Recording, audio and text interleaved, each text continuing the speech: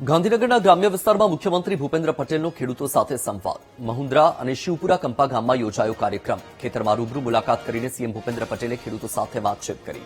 પ્રાકૃતિક ખેતી અંગે સીએમએ ખેડૂતો સાથે ચર્ચા કરી. પ્રાકૃતિક કૃષિમાં વાવણી, માવજત ઉત્પાદન સહિતના વિષયો અંગે ચર્ચા કરવામાં આવી.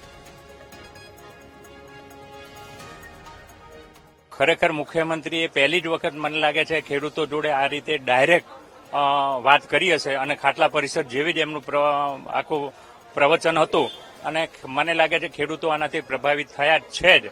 અને હું પ્રાકૃતિકની વાત કરું તો અમારે ખારેકની ખેતી છે એ 100% પ્રાકૃતિક છે અને લગભગ અમે 2015થી આ ખારેકનું વાવેતર કરેલું છે અને એ ગુજરાતનું જ ટિશ્યુ કલ્ચર બનાવેલું છે. ADP 1 વેરાયટી છે, આણંદ કૃષિ યુનિવર્સિટીની છે અને અમને એનાથી સંતોષ છે.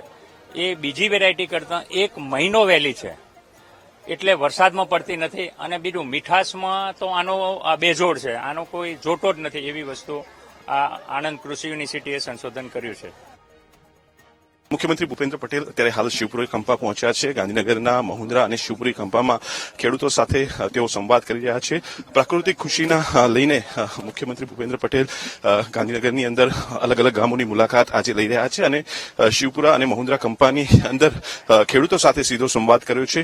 ખેડૂતો વાવણી કયા પ્રકારમાં કરી રહ્યા છે, પ્રાકૃતિક કૃષિ કયા પ્રકારે ઉત્પાદન કરી રહી છે, એ તમામ બાબતોને લઈને ચર્ચા જે છે તે કરવામાં આવી છે. મહુંદ્રા અને શિવપુરા કંપાના ખેડૂતો સાથે સીધો સંવાદ તેમણે કર્યો છે.